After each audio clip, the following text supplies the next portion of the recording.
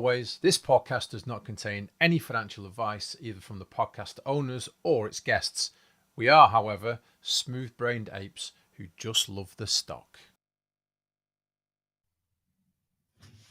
Oh, hello. Wasn't expecting you. Guess what? I tell you who you weren't expecting. This man, Josh. We've got an extra guest. Welcome to the Great EscAPE, Josh. Oh, thanks for having me, man. No problem. So Josh reached out to us. So we actually took a piece of Josh's DD last week, and he messaged us and went, "Hey, do you fancy a bit of a collab?" And we're like, "Yeah, that sounds great." So Josh is in our time zone, so it's much easier to do a collab when somebody's in the same time zone as you. So welcome, Josh. Thank you for reaching out to us. What did you call it, Sam? What did you call it? Oh, what? When we're getting together, it's a pod crash rather than just a podcast. It's a pod crash. Possibly the world's first pod crash. Don't know. Possibly. We should ring Guinness World Records, or just Guinness and get some alcohol. One or the other. I'm not bothered. Just ring Guinness.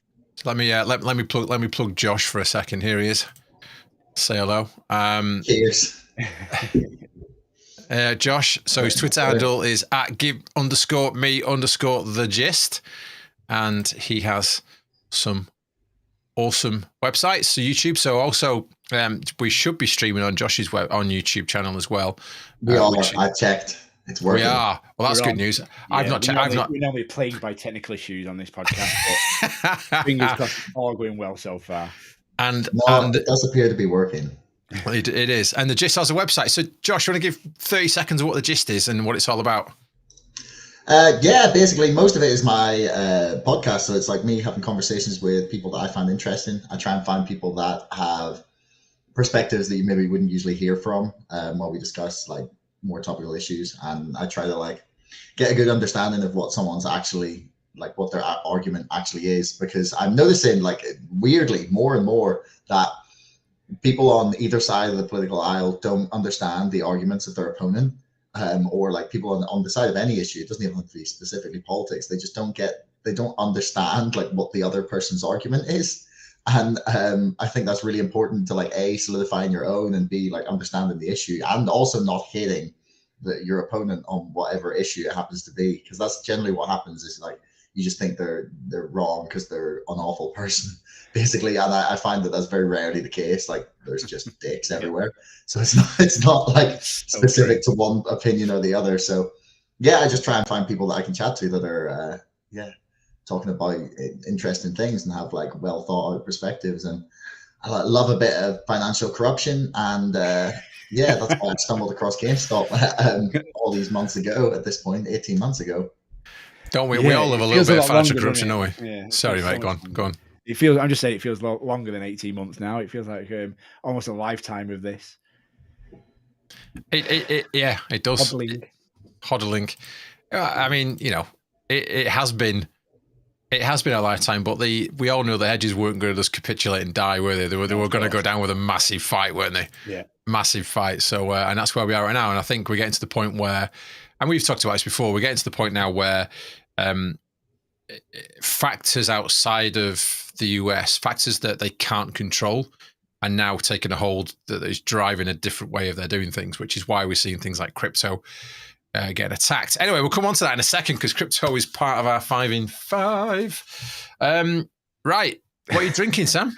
I'm drinking some whiskey. I'm sorry, Homer's Ghost just put mayonnaise in the comments, and it just made me chuckle quickly, and I just caught it out of the corner of my eye. It just made me chuckle. But I'm drinking whiskey, White and Mackay, however you want to pronounce it. Simple as. That's me done. No beer, no cups of tea this time. Straight on the whiskey. Straight on the whiskey. Yeah. Josh, what are you having? I have got some Czech beer called Staropramen. Yeah, I like that. It was on offer one day I was there, so I'm still drinking my way through. I love Staropramen. Staropramen. Yeah. It's pretty good. It's quite sweet. It's okay for its lager, isn't it? Staropramen. It's like, it's good. Enjoy a pint or two of that every now and again. It is good shizzle. I are currently on this stuff here. So I'm going to suggest you're never going to get this in the US, but this is from a brewery in Buxton, which is actually in between where I live and Sam lives. And my friend brought this over. Part of the world, it is a very beautiful part of the world. And this is probably one of the nicest beers I've drunk for a long, long time. And I do drink quite a lot of beer. So there you go. That's good. So that's the Buxton Brewery. And then as chasers, I've got a caramel mousse. And I've also got a Moore's Beer Company. So these are from Beer 52. So I'm plugging Beer 52. They've not sponsored this podcast, but if you'd like to sponsor this podcast and give myself, Josh, and Sam some beer, that would be very good. And we'll continue to absolutely plug what they do. So Beer 52 have a beer subscription, and I've subscribed to it, and I love it. And to finish it all off, I have a bottle of the Farag, and I find I'm alive after all of this, then it will be a miracle. Wow, so, you're on it. Yeah, you were on it tonight, dude. Man, I've only got a few beers in the fridge. Like, how trash do you plan to get? Yeah. I'll have to get some to get some sent to you now. Like curry some beer. I'm just trying to spot what's in the leftover spirits that are sitting on top of my cupboard. Everyone has about 6 or 7 bottles with just little bits in the bottom that it was just too much to have on that night. It's like, oh, another day. Oh. And you end up not drinking for ages. This woman can't believe that we're planning to drink that much in 60 minutes. It's no! Never been drinking with people from the UK, Irish people. We did a podcast with Cosmic Lightning Warrior, and by the end of it was about 2 hours. I was that drunk, I fell asleep under my desk. It was still live, and I was passed out. I was absolutely on my ass drunk. I think I've never had more than 2 beers during a podcast, but then I'm the one doing the interview, so I haven't got anyone sat down long enough to get really trashed with them yet. It'll come eventually once I get a studio. Get people in. Absolutely. Right. Loads to cover. I don't know whether we want to start. I don't know where we want to start with the super obvious place to start, because that's probably the biggest topic we've got for today. Do it. Just jump in. Let's start there. Let's jump in. Right. So we are obviously going to start with, let me share my screen because I have not shared my screen. Let me do it. Where is it? Where's it gone? Window. Word. The big topic of the week, obviously, is R. Kelly getting 30 years. That's what we're going to discuss, isn't it? That could be a topic we might have gone to once I had all this drunk all this beer and all this whiskey. How amazing would it be if Kenny ended up sharing a cell with R. Kelly? R. Kelly. R. Kelly. R. Kelly got more years than Ghislaine Maxwell. I know. I know that. That's like the most bizarre, non-bizarre thing. God knows. I mean, there's some really good memes out there. Trafficking kids to nobody must not be looked at as that bad. Like if there's no clients, then she was just sent. It's like the elevator to nowhere. Like. Absolutely. Dark sense of humor. No. You're going to fit in beautifully here, Josh. The darker the better. Yeah. Right. So we're going to start with this. So last week, our podcast probably wasn't the best podcast we've ever done. And there was not much to talk about, and we're both really tired. Yeah, we've not done much research. It'd be one of those weeks. Like, yeah. And we managed to waffle on for an hour and 6 minutes anyway. We did. And then we were whinging and moaning that we'd have anything to talk about. And then literally the next day, this beauty came out. This beauty made it into our inboxes and changed and just really confirmed all the stuff that we've been banging on about for the last 18 months in one. And I don't know what to say. Josh, what's your view on this? There's so much to cover on this one. It's like it's getting to a point where like they're openly just telling us that, like, they're just saying like, this is how bad it is. This is how like blatantly that you can break the law, and we will literally do nothing about it. We will actually write it in our report. Like, we will not like try and hide it. We will not bury the report. We will not classify it.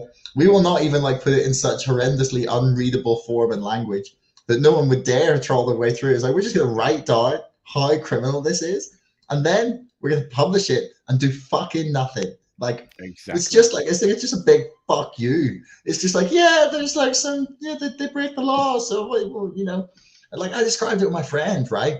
As like, you walk into the police station, right, with the murder victim, like hand them your fingerprints and the weapon you killed them with, and then just walk out. And they're like, all right, like, in what world is this okay?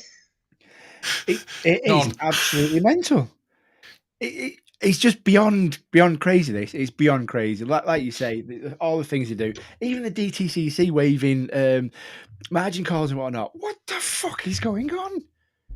Yeah, it's like, I mean, everybody is completely corrupt. But right, so we knew they waived the margin calls, right? Like, we knew that already because they admitted it in like March, I think, in a letter from the head of the NSCC, as far as I'm aware. I can't remember his name off the top of my head. But we knew that they'd waived the margin calls for like a full week, right?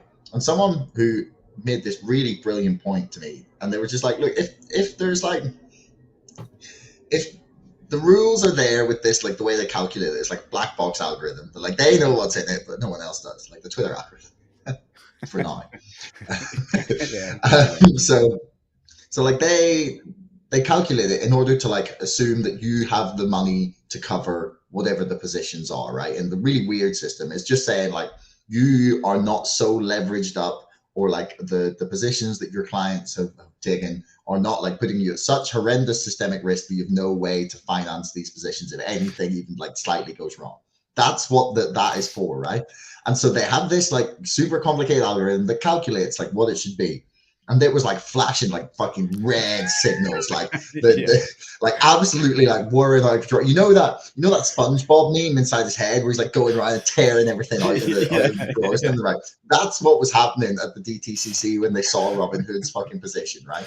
And then Robin Hood was just like, well, we don't really want to pay that. And they were like, well, could we pay a bit less? And then I negotiated down and down and down and down until they just decided to waive them for everybody in the entire market, right?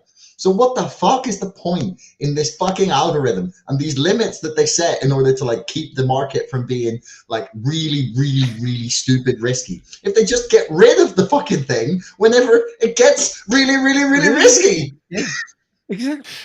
It's so much so that actually this picture here, this picture of a truck falling off the edge of a cliff, was a real meme that was posted internally on Robinhood's chat bot that it said like, this is us right now. It says the problem is right now we look like this, literally driving themselves off the edge of a cliff.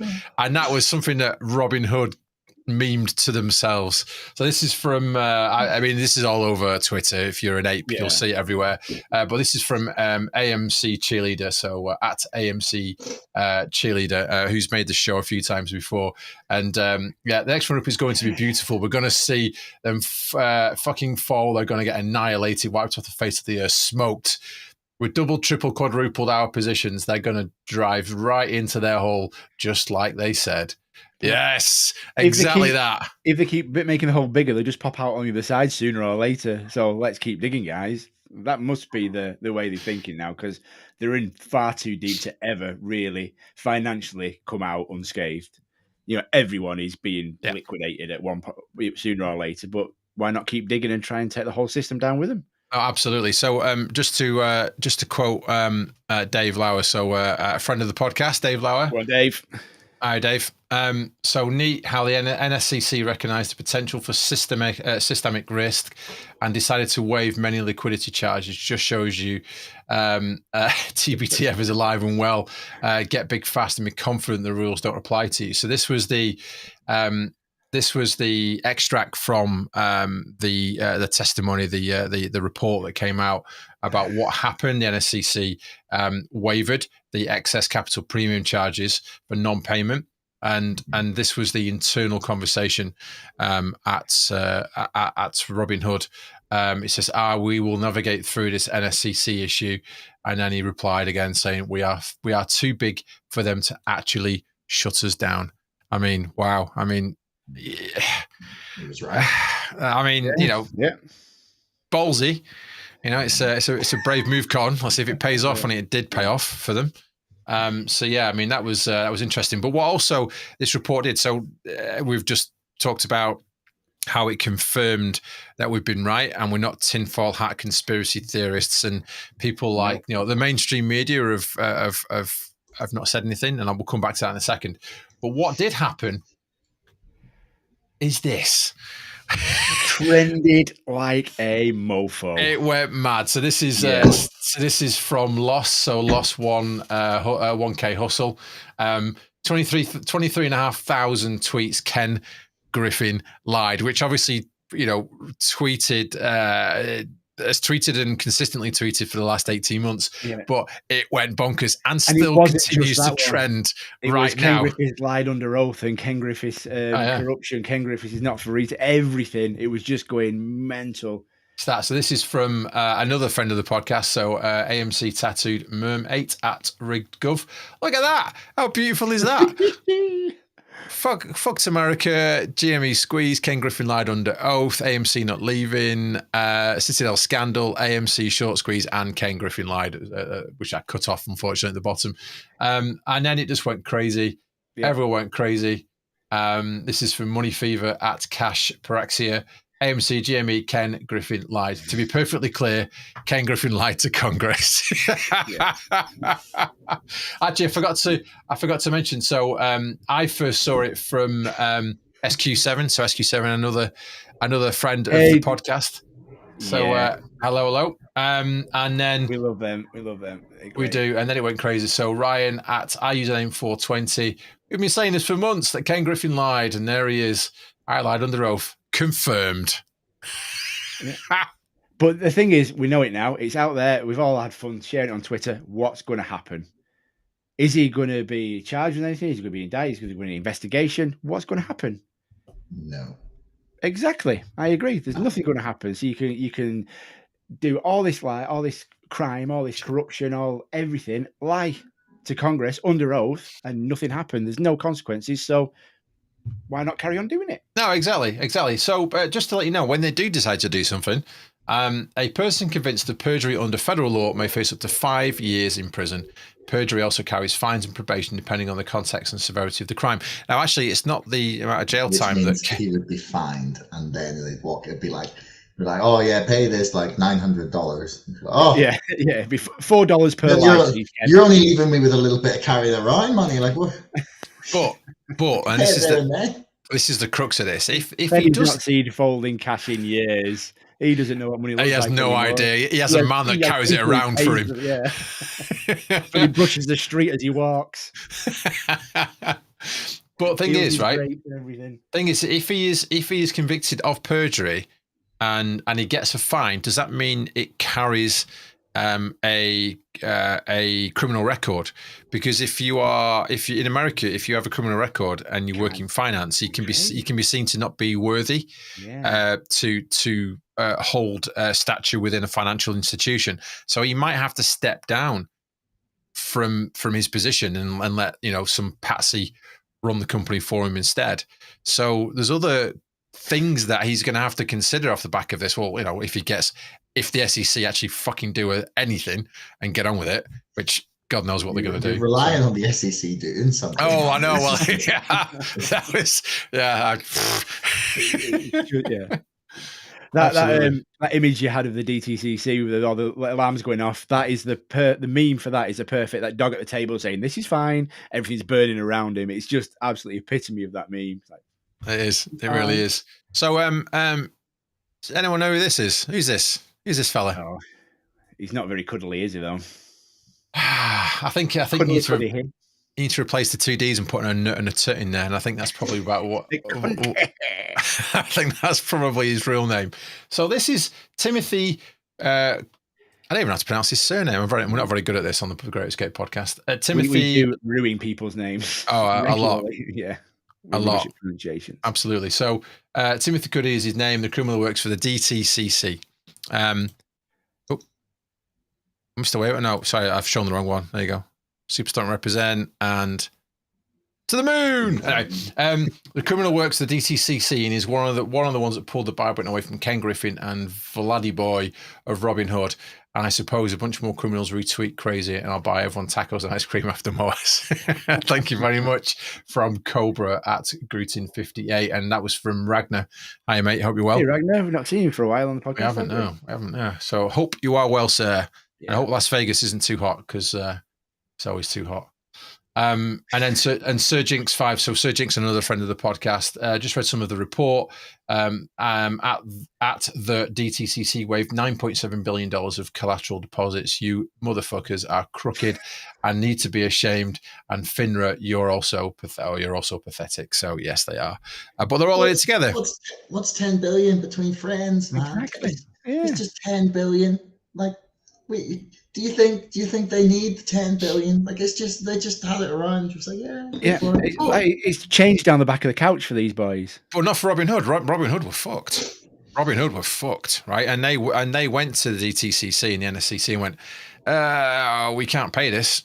We can't pay this. We're going under. And they went, quick, do something. And then they went, hey, we'll just waive everything. Yeah. And they waived it. And that's as simple as that. It never happened.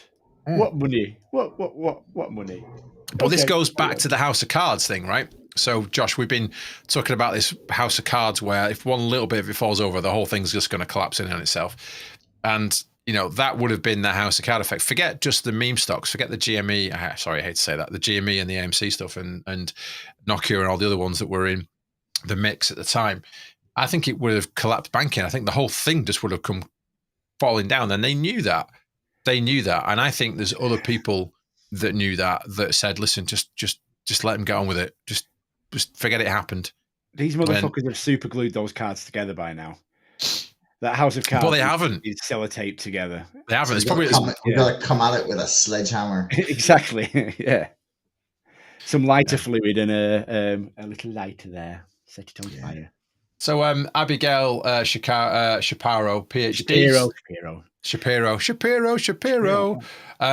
Hey, DCCC, why do margin requirements exist if they're waived, if they become necessary? I just thought that was the best way to sum this up. Yeah, margin requirements exist because they need to exist. No, they don't. They don't need to exist because they don't need to exist because we don't care, because if we enforce them, we're fucked. Have you ever listened to her brother, Ben Shapiro? Go on YouTube, watch some video. He's an entertaining guy to listen to. I mean, I don't really agree with many of his. I don't agree with that many of his opinions, but like he constructs his arguments very well. He does. Very well. He was definitely on the debate team at high school, wasn't he? Yeah. Have you ever seen the interview with him and Piers Morgan? Man, it's amazing. Yeah. No, I have not seen that. Slightly awkward as well, isn't it? Just like, oh god. Oh yeah. Yeah, and like he hands him a copy of the American Constitution. He's like, "Here, Piers, I want you to have a read of this." And Piers Morgan doesn't know what to do with it. It's so funny. Did you see Piers Morgan's his new show? Like the latest episodes only had like 10,000 people watching by the end. Like a guy going from like millions on on Good Morning Britain. And then, like, getting this monstrous campaign for this new talk TV service or show or whatever, fucking, like, on every bus in fucking London, every bus stop everywhere, and there's 10,000 people watching. Like, it's amazing. And those numbers will probably continue to go down because it's shit. And they were probably a bit fudged as well. I bet they added a few. Bots. I bet. Yeah, yeah, loads of bots watching. Yeah, exactly. I've not seen anything for it. I think Manchester must have better taste in bus advertisements than London does. I've not seen a thing. Yeah, maybe they know better. Yeah, maybe. Hope so. So just to finish off the Timothy Cuntity, Cuntity. I can't remember his name. So basically, someone went and looked in. What he gets up to, and he likes to donate money to politicians. I wonder why. Does he? I wonder why. He donated hundreds of thousands of pounds annually to politicians to secure no interference by politicians in the stock market rigging. Allegedly, I will say allegedly there for you, Ape Average, at Ape Average, because you don't really know that, but I just want to cover you legally. So if anything happens, yeah, fine. Timothy was a big part of removing the buy button. He was. So basically, he's contributed $750,000 to various political campaigns over the period. And this is the other thing about America I don't get. Who's he donating to? Oh, lots of different people. I don't know whether it's Democrat or Republican, but he's definitely spending money with Probably politicians. Possibly, Yeah. Depending on which way he's swinging on that particular day. Democrats don't take any money from Wall Street. They just do really, really well-paid speeches for them. Yeah, exactly. People like Yellen and Nancy Pelosi, or who AKA Ming the Merciless. I've got a little thing about Nancy Pelosi at the end. Did you see the video this week? With the kid. Yeah, from James Woods. I'll dig it out in a second and I'll find it and play it. It is embarrassing. How did she ever think she would get away about pushing a kid practically off a stage? So I've not seen that. Have you not seen it? I'll remind me before the end. I'll find it. On my fucking way. Are you Speaker of the House? Do you know who I am? I'm Ming the Merciless. Exactly. I'll inside trade you off the fucking stage. Yeah, exactly. So just to finish this little bit off, right? So we've got everyone now. I mean, everyone's been doing it anyway. So everyone's been comparing Bernie to Kenny. And I went to jail because I stole from the 1%. And Kenny's, I didn't go to jail because I stole from the 99%. And I think that sums this up very, very well at this moment in time. But Kenny could be the scapegoat. Kenny could be the person that gets blamed for all of this, I think, hopefully, with Gary Gensler. So this is from Daddy Junius. This is from Nate. Hi, mate. Everyone is vulnerable because of the SEC chair who won't enforce rules in place. Everyone is vulnerable because Gary Gensler is a coward who won't do his fucking job. Everyone is vulnerable because Gary is a coward. He has 100% proof of illegal activity and he doesn't do shit. That is an absolute perfect summary of where we are right now. I think Josh said it at the beginning. And I think Nate did it in a tweet. So there you go. He has 100% proof of illegal activity and he has 100% power to stop it, but doesn't do anything. Absolutely. Mr. fucking Cellophane, that boy. I like that, mate. Mr. Cellophane. It's from Chicago. It is. Musical. We're very cultured on this podcast. Chicago. It works everywhere. Yeah, it works. Very, very topical. Yeah. Now Kenny's moving out to Florida. Oh. Hi, Kenny. Is that the new sophisticated capital of America? I don't know. Have you ever been to Miami in Florida?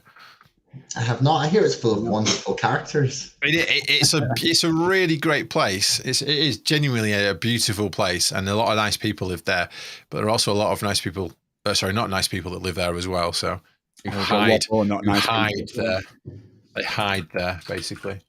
So right, let me just. I'll load something up because I want to show something in a minute. Anyway, there we go. Right, I think we've done that to death, haven't we? I think the basic gist. Hey, just a works, yeah. See what I did there? I'm getting more beer. I think the basic gist here is that we're right, they're wrong.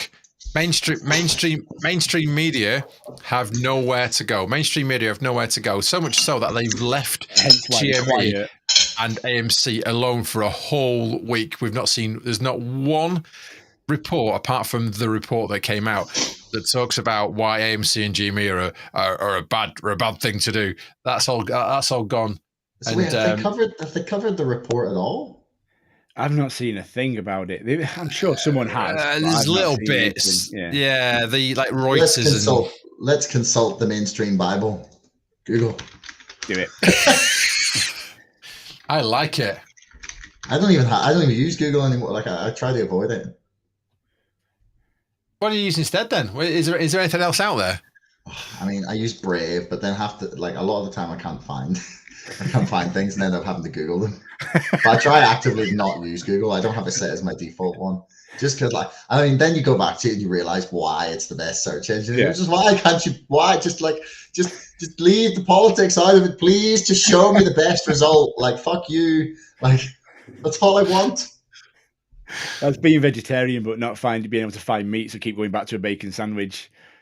Like, if you want to share your screen, then go ahead. So we all have access to sharing screen, which is also quite worrying because anyone can come on and go, I'm just going to show you a picture of this. Beep. Next minute.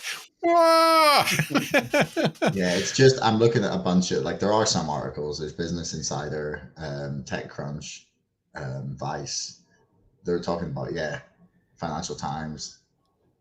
So there is a bit of coverage about it. But do you think it was very interesting the time and day they released it?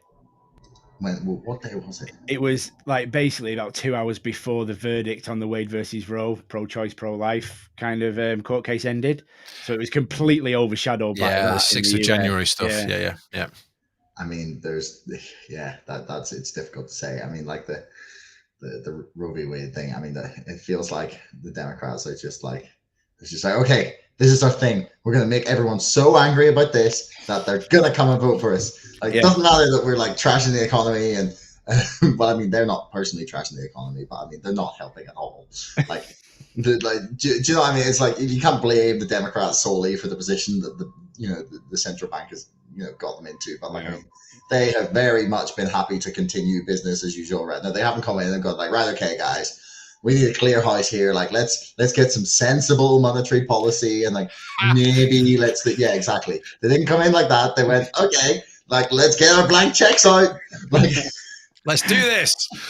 Yeah, they didn't go, okay, so we're gonna do something about weaning ourselves off of oil and fossil fuels and stuff. So what we're gonna do is we're gonna cancel a bunch of pipelines and stuff, but then we're not gonna do anything to mitigate the loss of that energy. Nothing whatsoever. We're not going to say here's some new solar panels for everybody, or we did some wind farms, or some new nuclear stations. We're not going to have anything in place to deal with the consequences of cutting off some fuel supplies.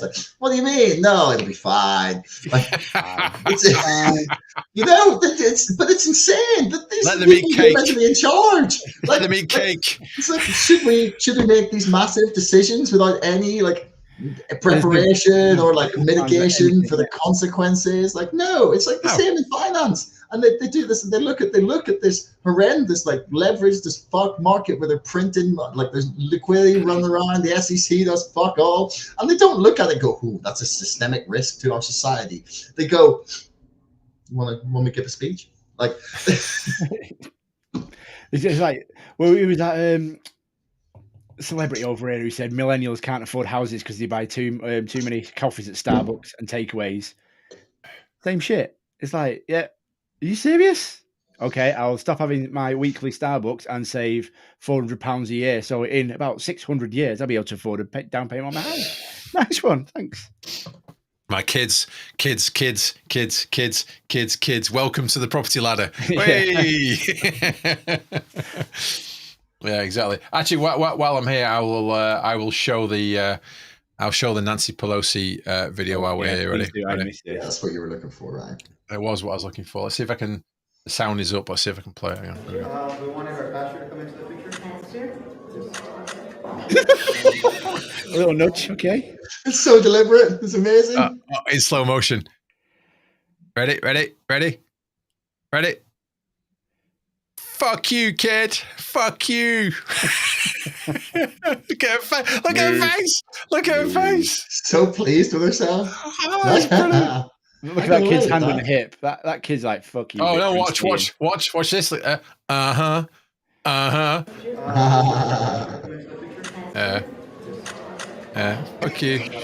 you.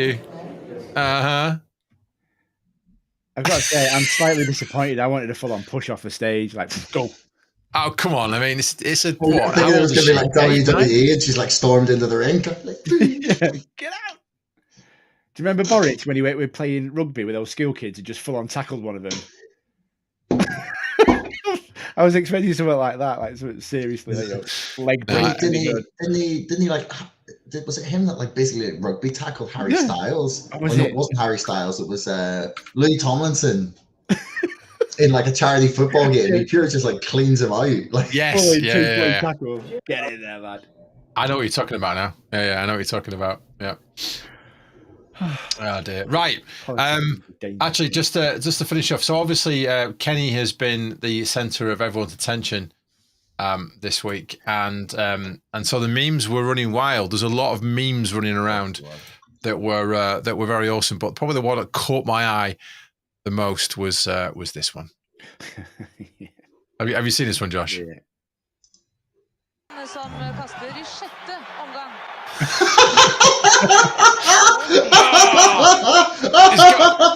He's got his ex-wife. Yeah. It's a good ex-wife. It's his ex-wife. It's a good job. Asprino was there to save her. Ready? Watch. Ready? Oh, his ex-wife. Asprino's there. He's got it. Fucking brilliant. I'm sure I don't need to ask, but who did that one? I'll tell you. Do you know what? It's a good point. That was actually from. Let me. I will share it in a second. You carry on. Just talk to between yourselves. It's fine. I've got this. I'm frozen in anticipation. I've got this. That was from Monster, son of Sal, meme lord extraordinaire. So it wasn't Sal, it was his son. Of Sal, yeah. So so that was from Sal, and obviously the meme force runs strong in that family. It does, very much so. And the Nancy Pelosi video was from. I don't know because I can't find it. Let me be absolutely clear. I did not have sexual relations with Vlad Tenoff. I mean, no, that's a whole different. That's like a montage of Bill Clinton and Kenny. Then, wasn't it? Sorry, it was. Oh, yeah, I'm trying to share my favorite meme of the week here for you. Oh wow! Wow! It's not actually Jerome Powell, but like, it's amazing, right? Wow, that is bonkers. Inflation hitting hard. So the guy on the right is the crypto fella, isn't he? The guy that's trying to enforce all the crypto laws, so they can track the dollars that are being passed through the blockchain. Which, well, depending on how you want to look at it, is a good thing and also a bad thing because that's not what it was designed for. And now we're starting to get people trying to regulate crypto, this was my other favorite one. They need to be able to regulate the normal markets. Yeah.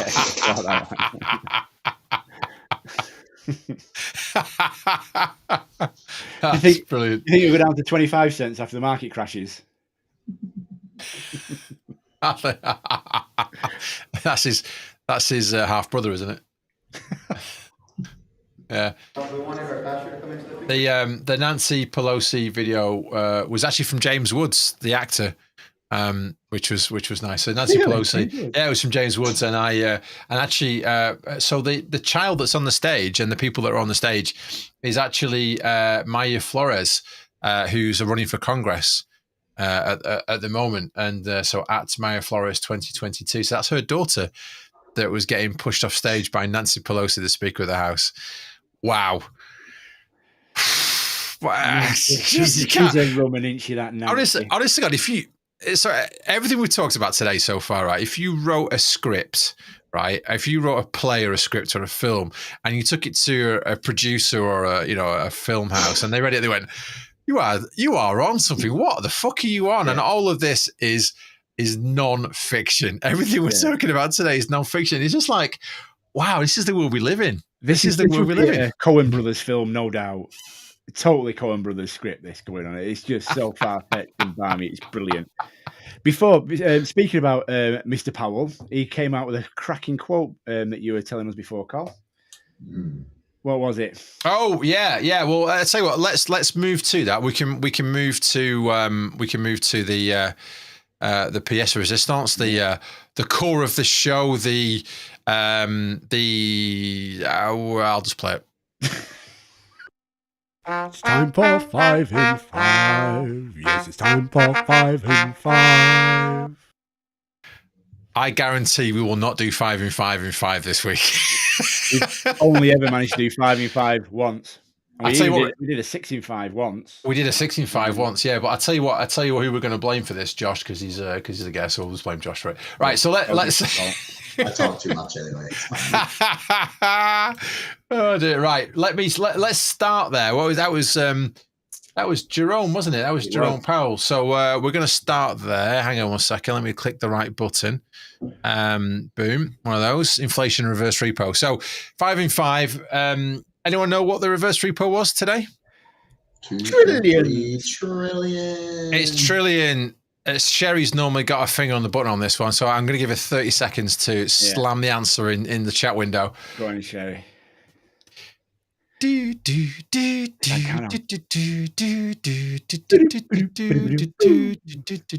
on, Sherry. Cole's just in a remix. Totally Josh's fault. 3.5 trillion. Jesus fucking Christ, man. That's a guess, I think. 2.39, wasn't it? What's 180 billion between friends? It was 2.3297 trillion dollars. Thank you. Hey, that was good. Yeah, yes, close, dude. Yes, you were again. Yeah, sort of pocket change away. Pocket change. Yeah. Yeah, basically the difference between the margin call that the NSCC wavered with Robin Hood. Yeah, basically they were that far away. So yeah, no, exactly. No. It's 1,000 times more than the margin call that Robin Hood had. But still pocket change. Oh yes, yeah, of course it is. Yeah, it's billion, isn't it? It's more than the GDP, the gross domestic product of the United Kingdom. I believe the GDP of the UK right now is about 2.1 trillion. Wow. Yeah. It's so every day.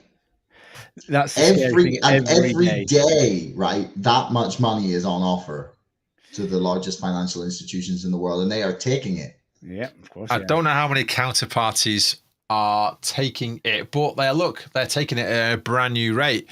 I don't give a fuck. That is an obscene and disgusting amount of money. Like, this is what fucks me off about the financial system. It's like we can't even comprehend how angry we should be about that. Like, that is greater than the sum product of all of the fucking work, money, goods, services produced in our country in an entire fucking year being loaned out in one fucking night. I think we might hit a nerve here. That is. Well, think about that. You need to tweet that, Josh, because that is probably the tweet of the year right there.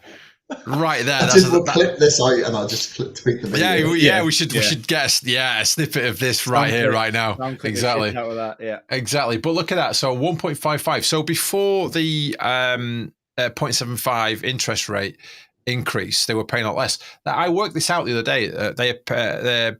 They're paying, so each, right? So each.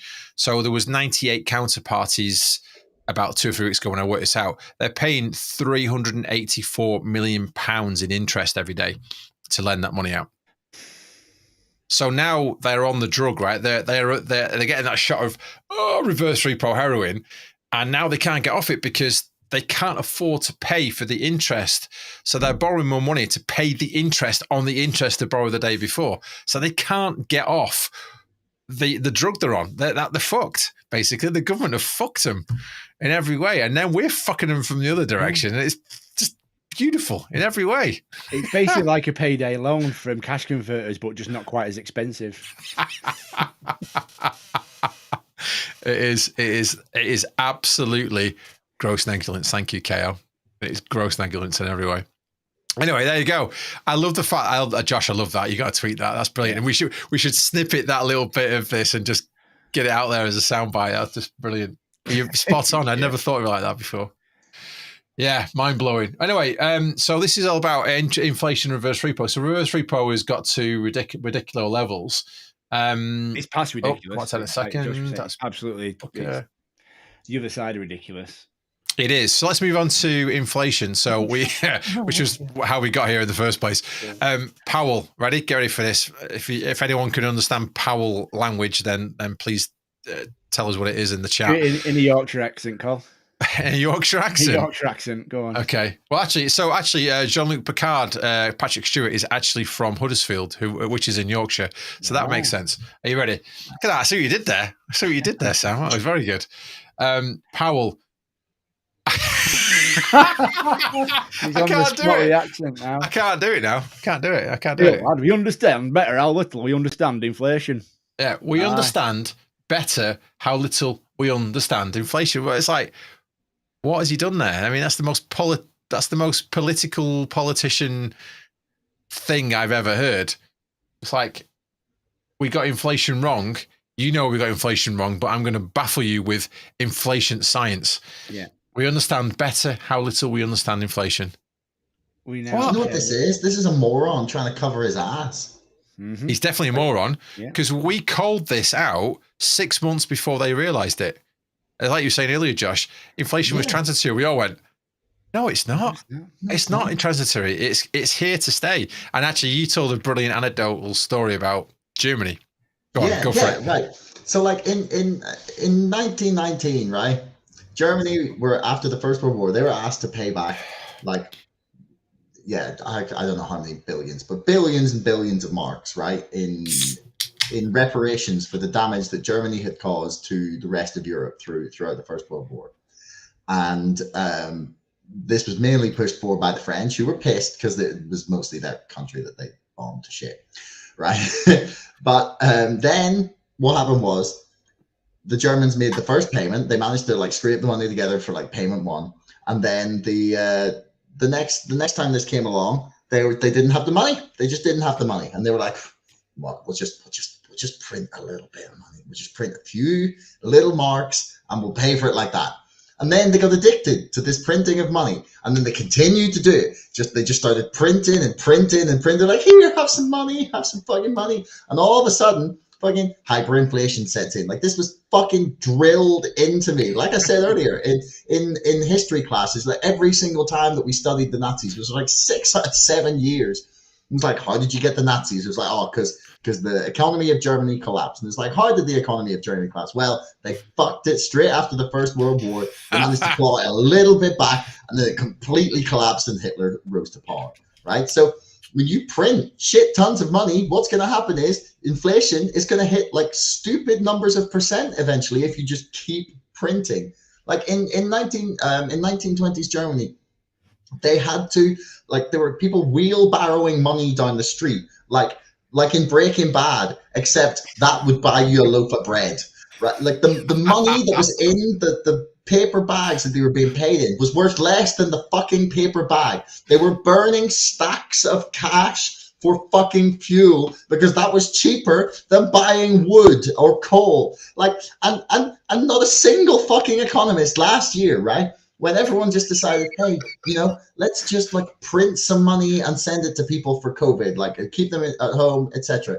It's like nobody said, maybe we should think about what this is going to do. Like, I'm not even saying that they shouldn't definitely have done it, but like to sit there and like act fucking surprised when you like monstrously devalued the currency and all of a sudden it's like, it's inflation? Jeez, like, whoa. Who could have predicted that? Yeah. So anyone that ever opened a fucking history or economics book, like, it's like, it's fuck you, man. Like you were meant to know. And it's not just the government. It's like every financial fucking journalist, every economist in the country should know when you print and like devalue your currency this much. It's like, there's gonna be some fucking consequences. The apes knew, right? The apes knew this was coming. Yeah. And you know what they did? They fucking blame the Russians. They blame the Russians instead. They're like, yeah, it's the Russians' fault. It's like, well, hang on a second. There's a really good graph, and I'll dig it out at some stage where it's like inflation. Oh, inflation's going up and going up. It's like, oh my God, it's like got over 5%, 6%, 7%, 8%. Putin's fault. And it's like when the Russia invaded Ukraine, it's like the little cusp at the top where it's over 8%. It's like, no, you created this because you've been getting your Jerome printer out and you've been printing those dollars. See, what I took from that was the Federal Reserve and Nazis. That's what I got. I tell you, allegedly, of course. Allegedly, obviously.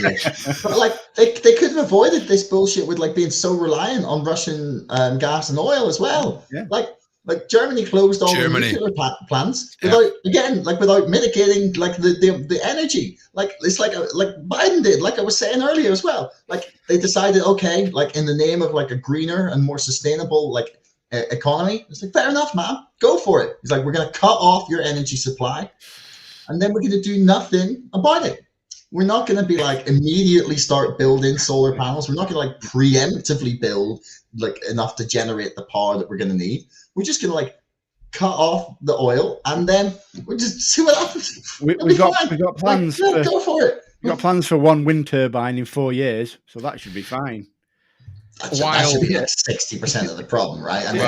Exactly. While the Nordics, while Sweden and Norway and Iceland, obviously Iceland is geothermal anyway, but the Swedes have been building massive offshore wind farms, and they are now 100% self-sufficient, which is absolutely astronomical how they've done that so quickly. Amazing. Yeah. And Finland are on the way to doing that as well, because they have a really amazing geothermal and and obviously natural as well. Don't worry, the US will fuck it up soon enough. The French and the British are building nuclear power plants, and they have plans to build many nuclear power plants over the next 30, 40 years, which in a way is green energy. It is green energy. It is self-sustaining energy. And then the Germans decide to rely on the Russians and an oil pipeline and a gas pipeline. You think, whoa, what's happened there? What's all that about? So it's like, yeah, great, well done, Germany. And now it's everyone's fault. Everyone's fault. It's Russia's fault. Russia. It's Putin's fault. US will pop in and fuck it all up. Like, was it the Icelandic banking, the financial system that was absolutely running perfectly for decades upon decades upon decades until the US kind of jumped in and said, "You should do this." Fucking collapse. They sent a couple of people to jail. Like you should. Yeah. They actually like jailed some bankers. Like fucking right. Good work. Remember that the law is meant to apply to everyone. Absolutely. Actually, to move on to Sherry very quickly. So I've got a quote from Zero Wedge here. So California prepares to send out $2,100 inflation relief checks to offset the inflation caused by the 1,050 inflation relief checks. That's like sometimes I just stand here and I feel like that movement, like an Emilia Clarke smoking a cigarette with like a burning scene behind. I'm just like, yeah. All right, okay. Yeah. It goes back to what I said earlier. It's the USA is a Ponzi scheme. The whole fucking thing is a Ponzi scheme. The entire S&P 500 is a pump and dump. Next week, California will send out $4,200 inflation relief checks to offset the inflation for the 2,100 inflation relief checks sent out the week before, and that's where we are. That is where we are. It's that Ponzi scheme of let's just cover up what we've done by adding more shit to what we've done. And you're right, Sherry. This is all tongue in cheek, of course. You know, we're saying this like laughing at it. But if they keep giving people a bit of money, then people kind of go away for a little bit of time. The masses will say, "Oh, brilliant! Yeah, I've got a couple of grand here. Let's go away until it starts pinching again, and then oh shit, here's another few grand. We'll go away." It just keeps everything rolling, getting us all in more and more shit. But it just keeps everyone quiet for a little bit longer. It does. Right, we need to move on from inflation, and we can talk about this for ages because this is comical. Can I mention one more ridiculous thing? Of course you can, Josh. Right? Of course you can. There's, do you know who Femi is? He's like a Twitter political commentator. I've heard. He did a lot of videos about Brexit, in which he knew his stuff. Like he was talking to the politicians about like the European Union, like the European just about Europe generally. And he was trying to like school politicians on. And he did a great job during that that period. And now he's moved on to just general politics, and he knows fuck all about shit. Like it's so ridiculous. Like he's out there trying to blame inflation on Brexit, right? When the European Union wide inflation average is higher than the UK. Like there are parts of Eastern Europe experiencing like 20% inflation right now. And he's out there saying, "Oh well, Brexit, it's Brexit." And I just wanted to call out the stupidity of people. Like they would blame anything except printing the money.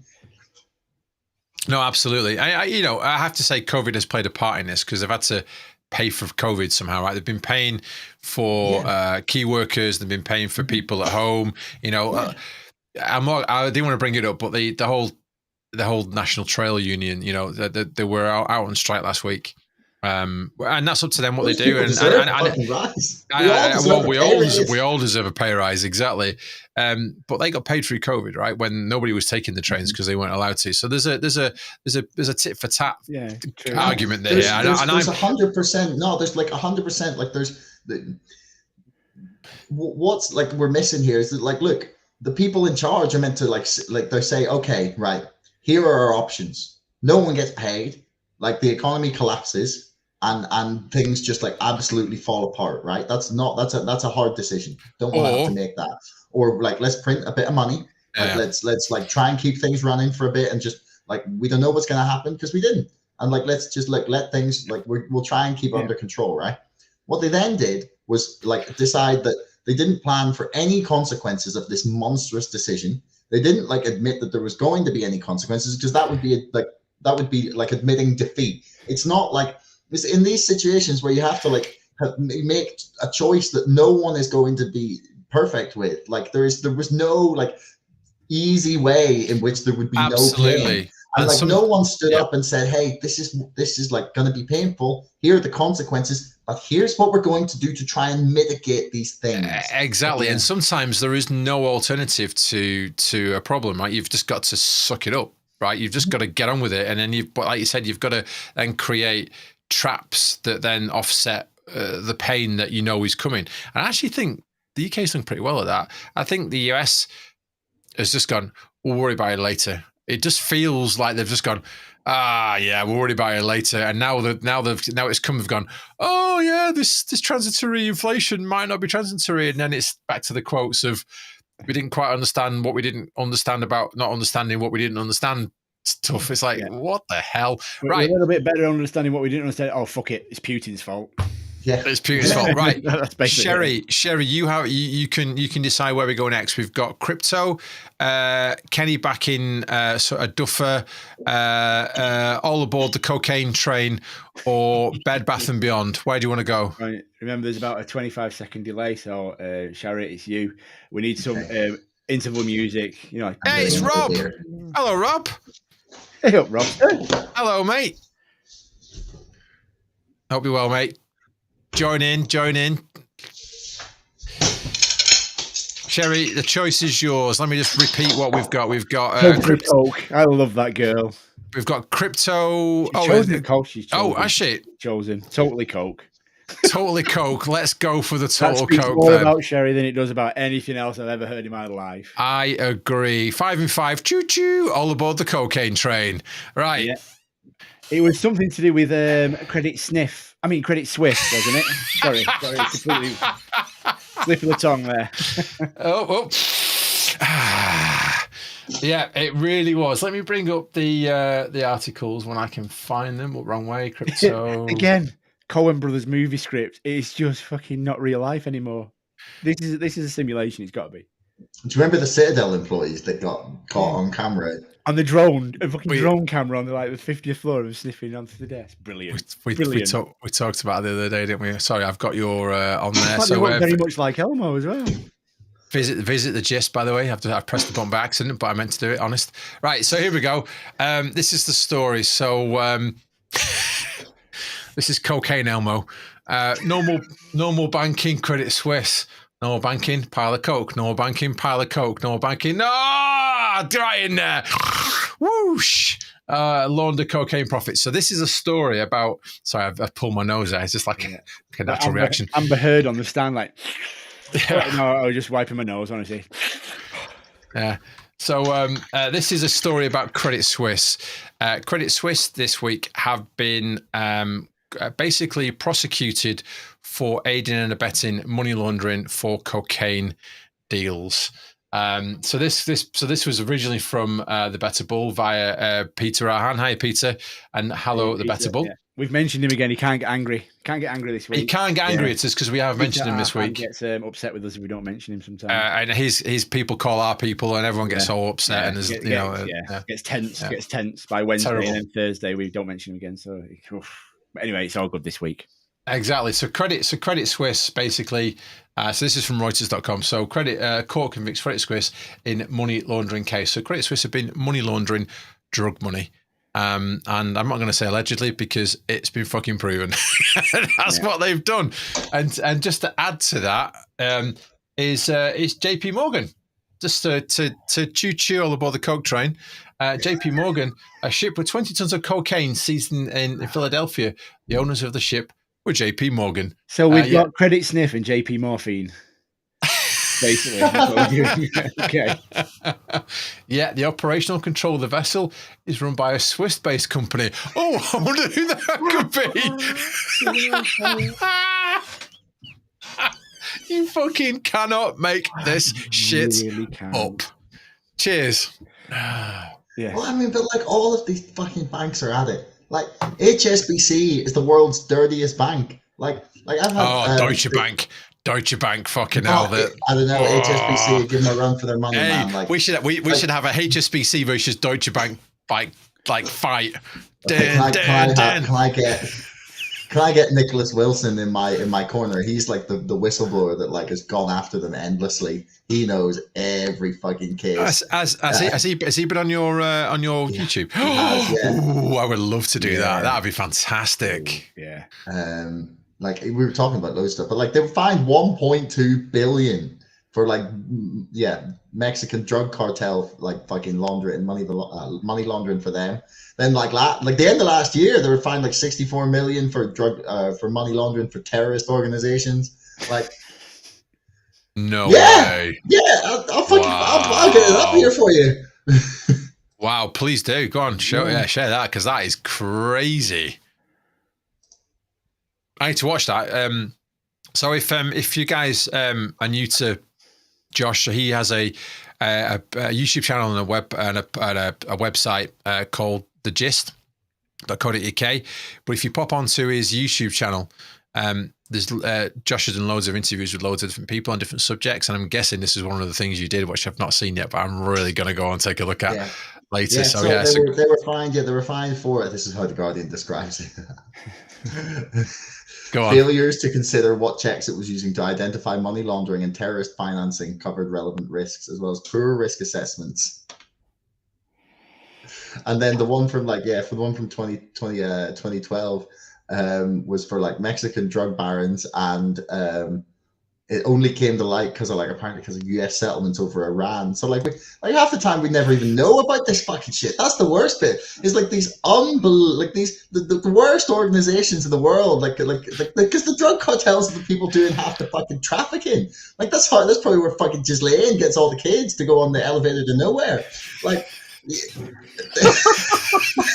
and we're fine with the biggest institutions in the world just funding their money and washing it for them. Like, here you go. And actually, that's a good point, right? So maybe the reason why Giselle Maxwell is the most notorious child sex trafficker with no clients ever is because not only does she traffic kids to people that, well, are very famous, maybe allegedly Prince Andrew, allegedly, and who's the ex-president of the United States? Bill Clinton. Mr. Clinton. And Bill Gates, allegedly, as well, has been seen on the island several times. So you don't know, allegedly. So you don't know what's going on there. But maybe if the banks are then sat behind these people funding this activity, which guess what? It's the old boys club. No one's gonna fucking grass on anyone. Yeah, you just wait. You think they wash their money? It's not a fucking cheap business. It's not exactly right. That is actually. I've got one more. Hang on, Colin. Before you even do one more, in the comments there's a mention of Crime and Lies, so you have to play it. Well, I could play it if you wanted to. You play it. Go for it. It's crime and lies. Crime and lies. It ain't no thing. Can it lies? It's crime and lies. Crime and lies. It's crime and lies. Can it lies? It's crime and lies. Crime and lies. And actually, Kenny fucking lied. It's been proven. Yeah. There you go. So just to finish off, Wall Street Beats, aka Usual Sharks, at Fresh Beats 12, also talked about Credit Suisse. Right. Where do you want to go next? Rob, are you still on? If you're on, mate, say hello if you're on. Do you want to go to crypto, Kenny Baxter Duffer, or Bed Bath & Beyond? Your choice, mate. Go for it. And by the way, if the Gist listeners and chat members, if you want to join in and suggest a topic, and we will go for it. Rob, are you there, mate? Our Twitter comments don't work very well, but join us on YouTube. You can get through no problem at all. It's way easier to more coke.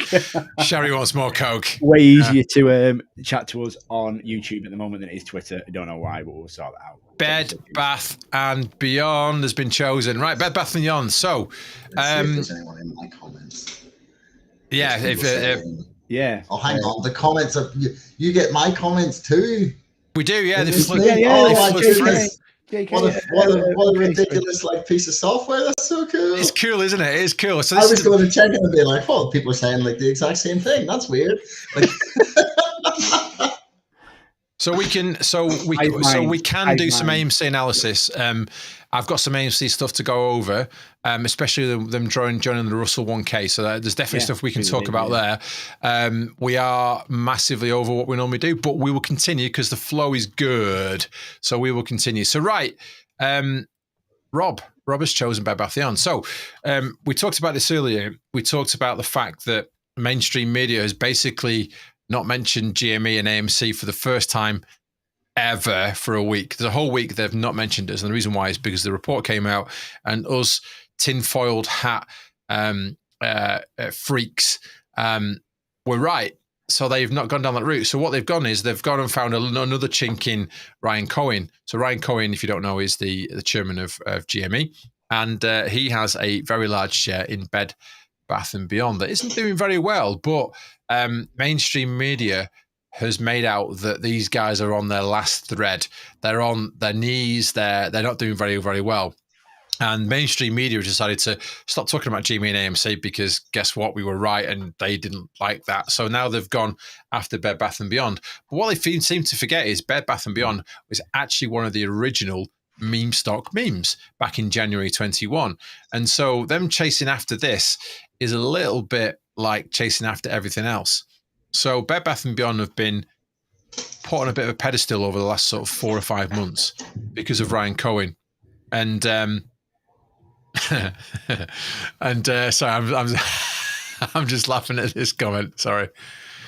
I'm not having that whole AMC GME type debate, but that is quite funny. So thank you. So the mainstream media have gone a little bit bonkers over this. Let me just bring this up so it's a bit more prevalent. So this is from Walrus Thought 69. RC is living in their heads rent free. So they've decided to attack Bed Bath & Beyond, and I think Walrus Farts has got it 100%. They are living. He's living in their head.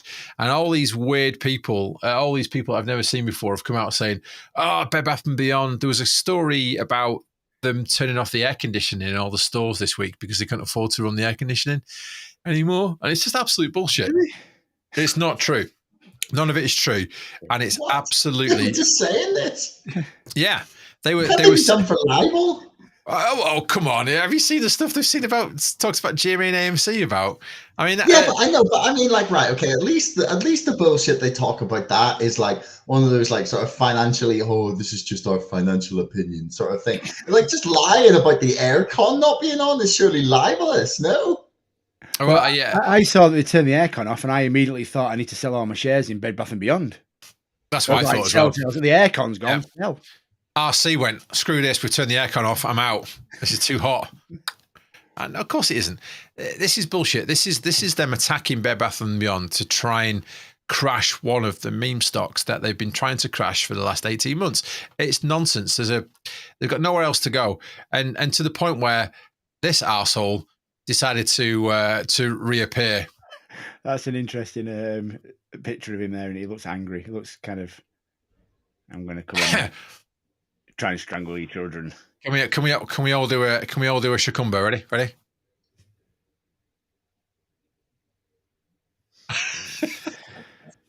Okay. And so this is from Lady Lovelace. So hello, Lady. Long time no speak. So Lady was a guest on one of our Christmas special with Trey Trades, episode 15. Oh my God, podcast Rayman. Yeah. So Lady was a guest. So Lady, long time no speak. We need to get back on again.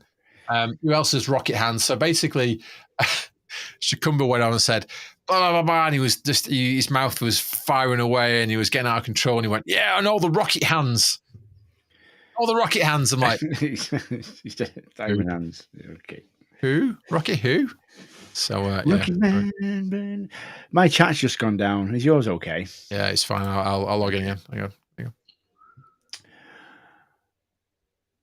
Technical issues. It's not a podcast without them. It really isn't. Oh, No. that's all right. Oh, we've lost chat. We've done all right. We've lost chat. I've got things from like. It's back. Hey, we're on. Oh, reload. Sorry, we lost the chat, but we. Oh no, we're not back on. Hang on. Yeah. It's okay. Carry on. It'll pop up soon. It'll come back. It will come back. Anyway, so there's Shakumba basically getting all very excited that he's got something to talk about in Bed Bath & Beyond, and the other person that popped up his ugly head is this dickhead. Oh, Chody boy. Chode, yeah, massive chode or little chode. So we had to define what a chode was the other day to people. They weren't quite sure what a chode was. Yeah. Apparently, according to the Urban Dictionary, it's a penis that is wider than it is long. Yeah, I mean that's what I thought it was. Yeah, of course. That's exactly what it First is. thing that pops in your mind, isn't it? Right, Josh. We've got crypto, Kenny Baxter Duffer. That's it. Yeah. Crypto, Kenny Let's Baxter Duffer. let's finish on the Duffer because that's funny. Oh, we got so then we'll finish on crypto, but let's finish on. That's why I mean let's go for crypto and leave the Duffer for after. Oh, okay, so let's finish on the Duffer. So this is You from gotta change the banner then, Cole. It's all going to pot now. It was so well before. Kenny Baxter Duffer. No, I've got that. Kenny Baxter Duffer. It's on. Yeah, that's what I'm saying. Let's go for crypto. Oh, we want to do crypto. Sorry. Crypto and then do Duffer. the Duffer last off. Yeah. We'll come back to that in a second. And so let me scroll up. So crypto. Crypto has been. Yeah. We're trying. I'm getting there. I've basically done half. It's all Josh's fault. Someone blaming me in the chat. It's totally your fault. Yeah, totally your fault. Right, I'm going to log into YouTube so I can carry on commenting. Hang on. Sorry, it's all going a bit wrong. Hey, an hour and 12 minutes in before the first 17th fuck up, we're doing well. Yeah. Well, the chat, it's all gone. The chat's all gone a bit weird. So, anyway, all right. Yeah, go on. Could be the 741st fuck up, and that would just be. Perfect. Yeah, I don't know what's happened here, but something's happened. 741st fuck up is the same color as the computer sharing. That's all right. Well, let's just talk about crypto and how it was clearly being dumped at some point because like people needed fucking cash. Like you wouldn't believe. So, I mean, so the last sort of 5 or 6 weeks, crypto has been under attack, and the theory is that it's got everything to do with liquidity within the hedge funds. But actually, there's a little bit of new news that's come out this week, which is all around Goldman Sachs. So Goldman Sachs apparently are raising $2 billion to buy Celsius Network.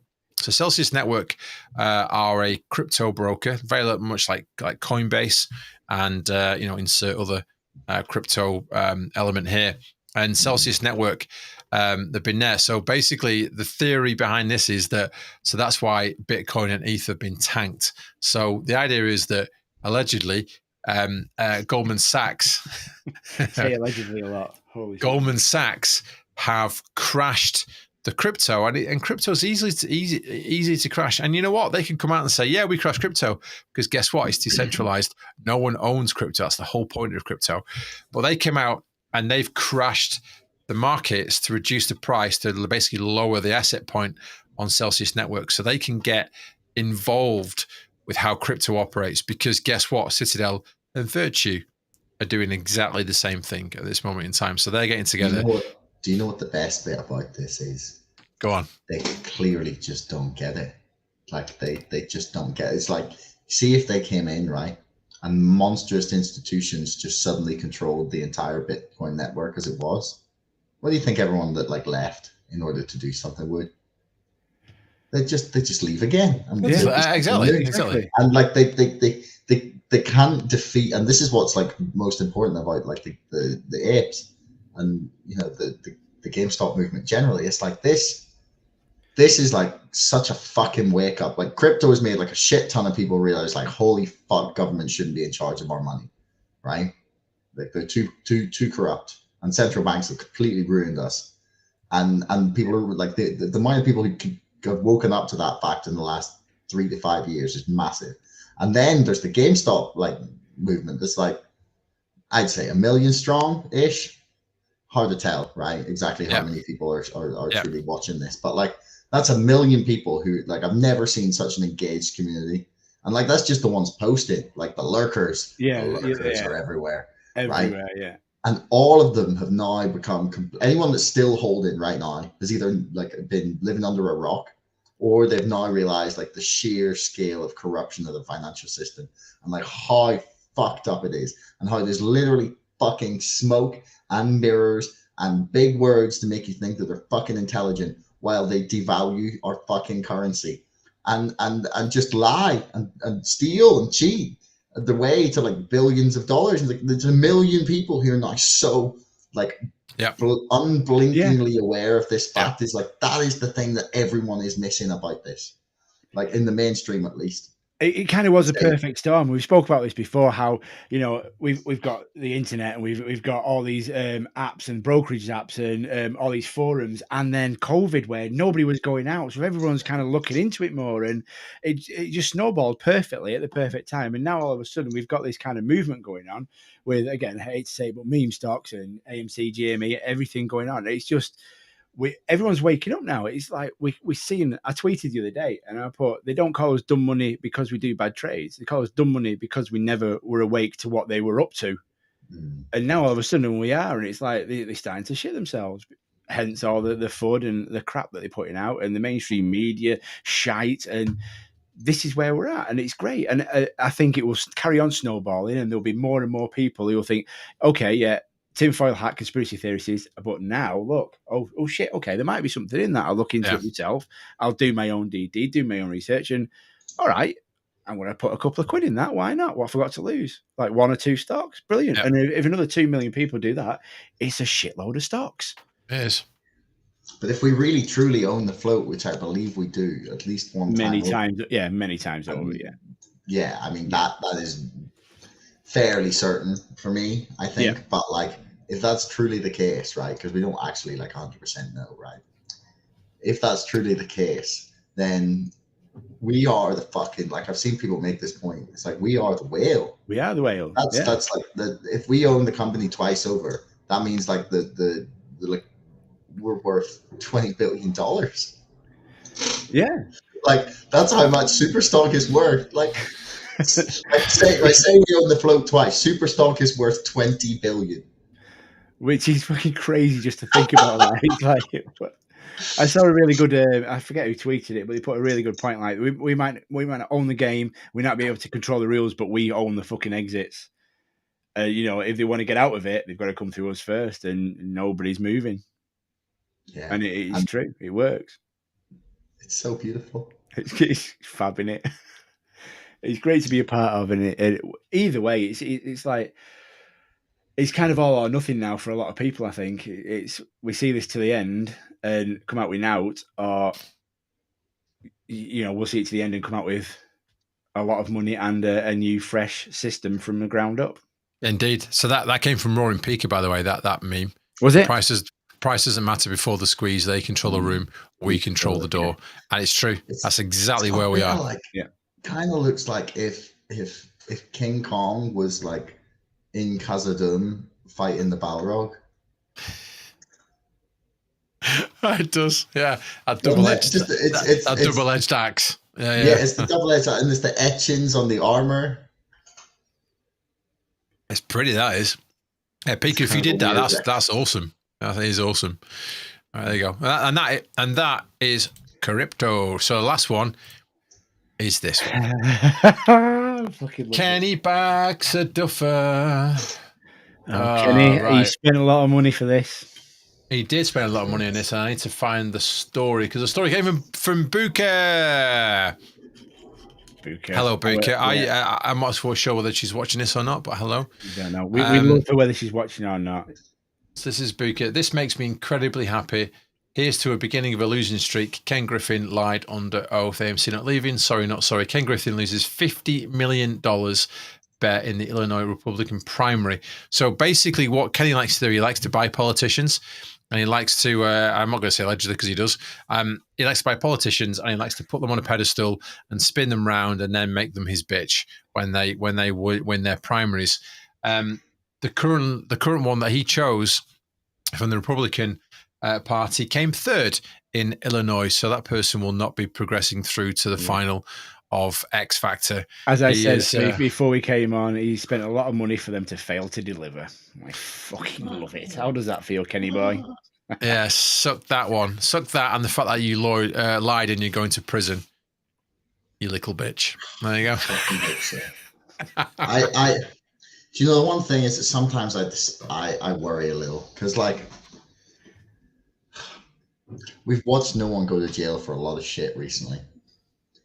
And it concerns me that the justice system no longer functions once you're at a certain net worth or in a certain position of power.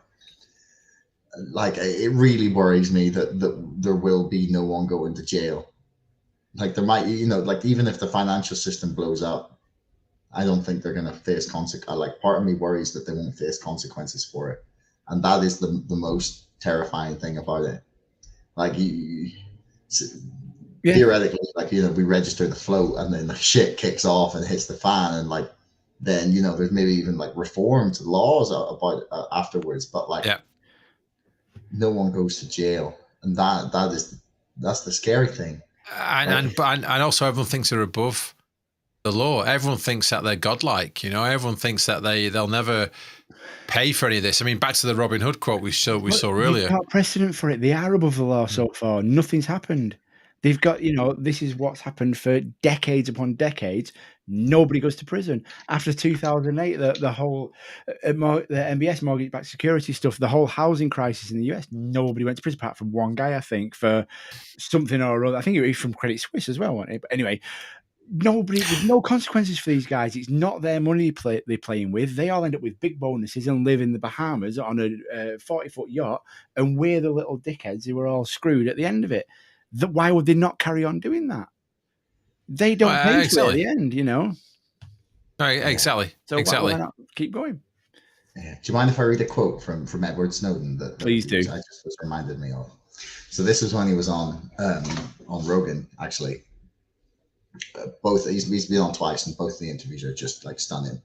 Like he seems like he genuinely cares, and that's why he did it. And I mean, maybe like people doubt his motives, but I mean, I don't know. It seems like he cares. But anyway, he's rumored to be an ape. He retweeted my favorite ever GameStop meme, which made me so happy, like weirdly happy. But anyway, he said, and this is what makes me positive, because he's like really hopeful that in the future, like we may be able to like retake the course of justice. Basically, he says, year by year, step by step, things get better.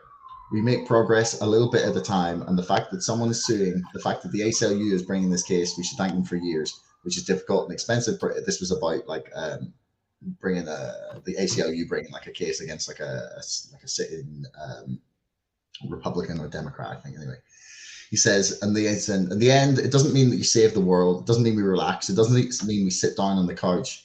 There's the golden sunset, but that's not how life works. It's a constant struggle. But when we do struggle, when we do stand up, we believe in something so strongly, we don't merely believe in it, but we risk something for that belief. We work together and pull the species forward 1 inch at a time.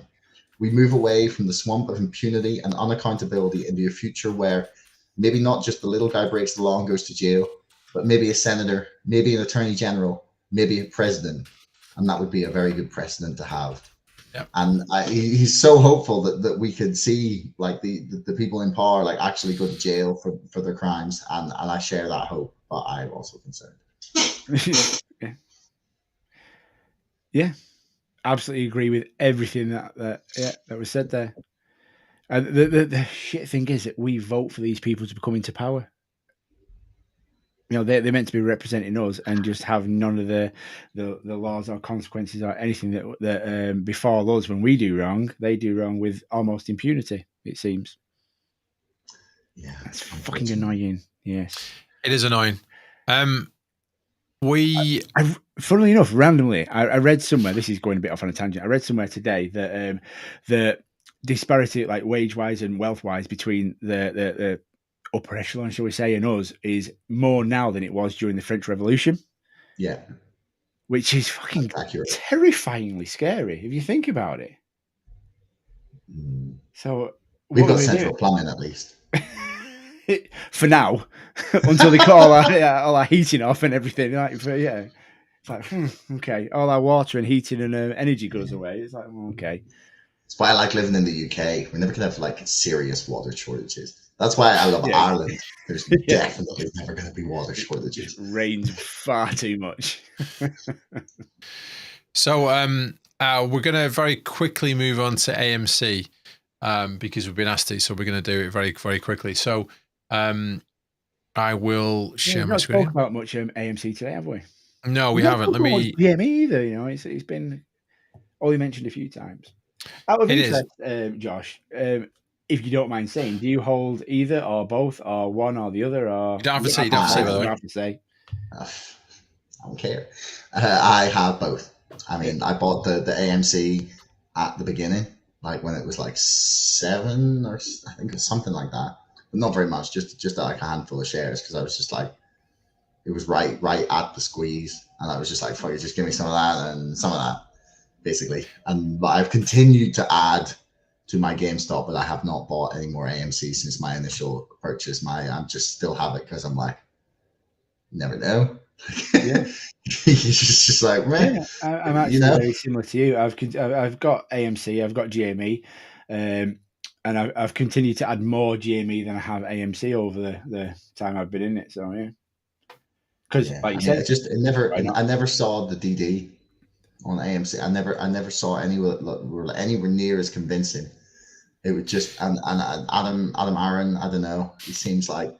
Yeah, and then there's the swaps theory and the idea that like AMC was being pumped as like an inverse, and this is the thing. A lot of things that make me suspicious, which has meant I never added to my portfolio.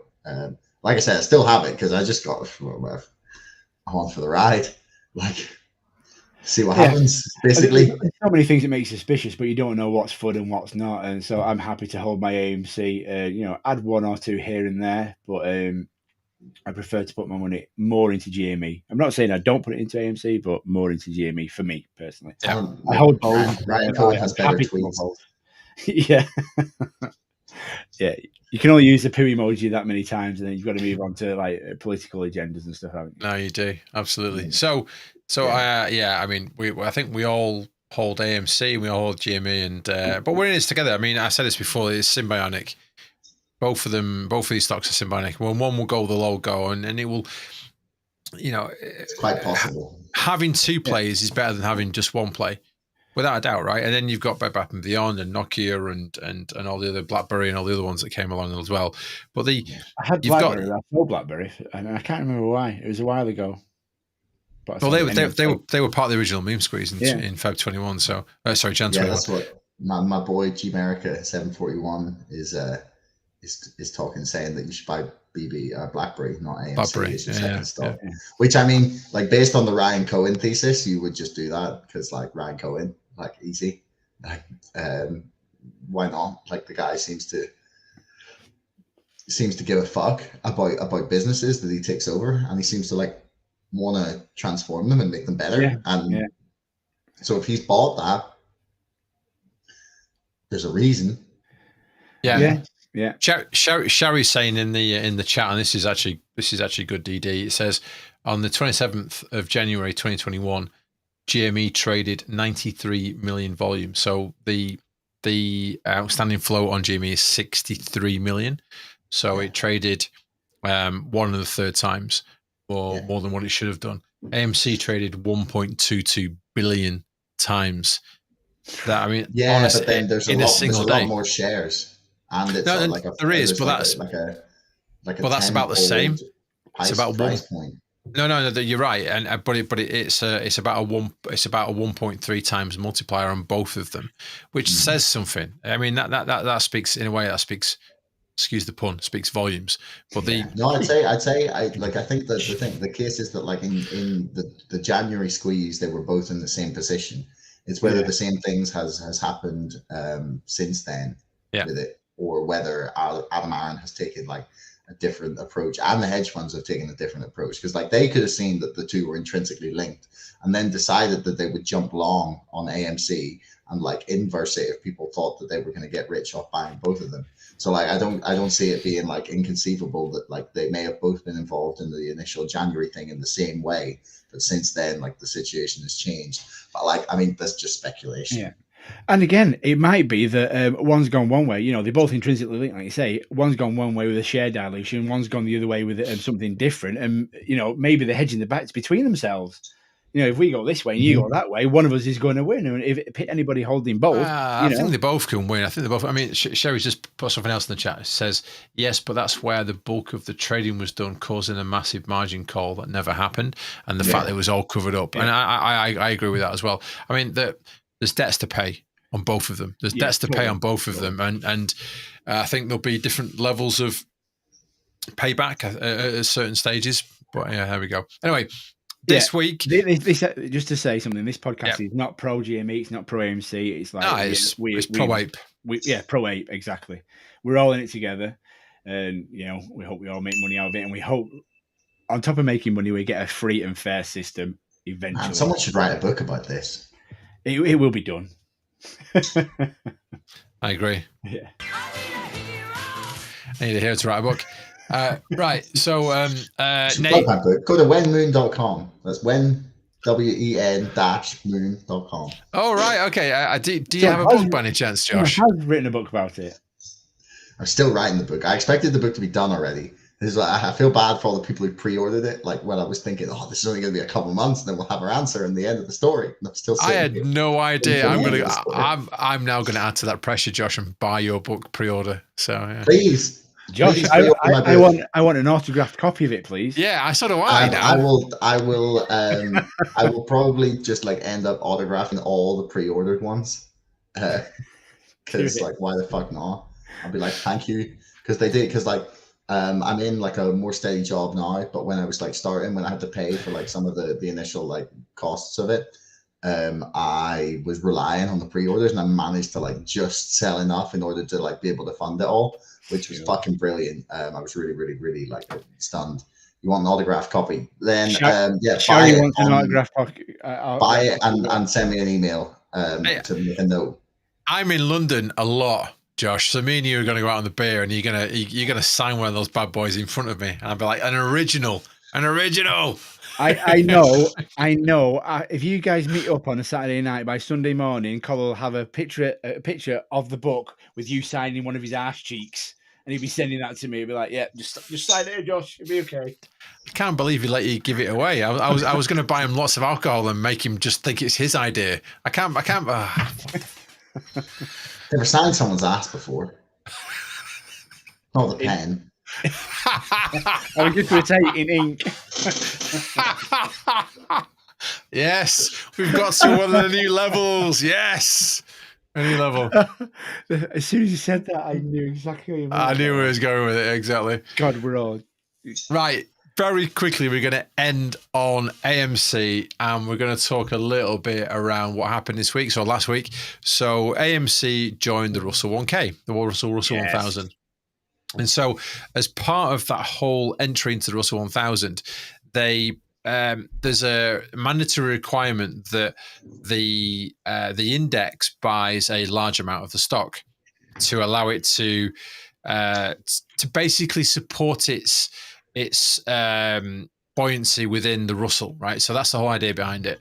And so 8 million shares were meant to be bought by the Russell to offset that, but AMC has been 100% utilized. There are no stocks available to buy in AMC, and that's been the way for 99 days. It must be longer than that now. It's got to be days, I think 99 days. So, 99 days, yeah. so 99 days. AMC has had no stock to buy, but they seem to be able to. What's that? What's this popped up there? I can't see anything. I know idea. Yeah. So Me sharing my screen. I was sharing my website from my booth. Oh wait, is that you? Is it? Okay, yeah. Here we go. Yeah. Okay, that's fine. Yeah. So there you go. There we go. Yes, look at that. So it's just my poorly designed cover. I can't guarantee it's going to look like this. There's actually going to be someone professional. It's one of the things I had to pay for. Cool. Buy Josh's book. For illustration purposes. There's Josh. Yeah. Look, you look so young without the beard. Yeah, I know, right? Is that a picture of you when you started writing the book? And this is pretty much, yeah. I've aged horribly. Yeah, that is literally from last year, actually. I think. Is that so? Is that whenmoon.com? Is it when-moon.com? Spelt correctly without the H. Yeah. And you can watch the trailer from my book there as well. That is still one of my favourite parts of this saga is when Lambo, when Moon, and all that, and the Algos picked up the Wendy's, and the stocks just went through the roof on Wendy's book. It's like that's absolutely brilliant. Is it when.moon? Yeah. When-moon. Like, what? Do you know what? Restream's let me down. I think the app we use has crashed basically, and it's still recording stuff. It did really well until Josh went, "This app's really good," and then it crashed. Josh's fault. It's Josh's fault. It's all Josh's fault. He's a guest. It's all blame the guest. Yeah. Anyway, so go to www.one-moon.com and buy Josh's book, which I'm going to do after without this. The H. When, as in WEN, as in Wendy's, as in the stock ticker, and then the hedges went and pumped Wendy's. That was the best bit of January 21 for me. That was the best bit of January 21. Wait, hang on, the when? No, there was better than that. Did you not see when they were pumping cum? Seriously, it's like CUM was going. Yeah. I'm not kidding. No. It's in my book. Yeah. I've got the receipts. I just heard pumping cum and lost it. Like, okay. Two pumps and I'm done. So yeah. 2 pumps. Maybe we should stop this before it gets any more explicit. It's getting out of control. So we're going to move back to where we. Sorry, To the person asking, sorry, Josh. Sherry, who's asking, I'm pretty sure, right, that it's my pinned tweet on my profile on Twitter. It is. If you go to my Twitter, it's the pinned tweet. We'll take you to the page. Good. Brilliant. There you go. Find how to order it. Behold the one commandment: we can stay retarded longer than they can remain solvent. Yeah. Sherry's awesome. When Moas happens, we're going visiting her. She's putting us up in a spare room, and we'll be a guest for a while. So Josh, here's an invite. So we always said when Moas happens, and we're all really rich and stuff, and we're all footloose and fancy free. We're going to Vegas. No, well, we're going to take the podcast to the US. We're going to casino. We're going to take, exactly. But we are going to go to Vegas. That's definitely going to happen. We're going to take the podcast on the road in the US. We're going to do a bit of a road trip around the US. So, mate, you are more than welcome. Yeah. And we're going to visit our listeners, people who contribute, the people we chat with, and just get out and see everyone. And do big pool parties with us talking for an hour on a podcast, and we'll get people out of the audience to do stupid shit, and then we'll go party for the rest of the weekend. That's exactly what we're going to do. Oh man, okay. I mean, I have to bring my best friend when we go to Vegas. I have to, because we talked about a post Moas holiday as well. Oh man, him and I have been huddling together, adding one share at a time.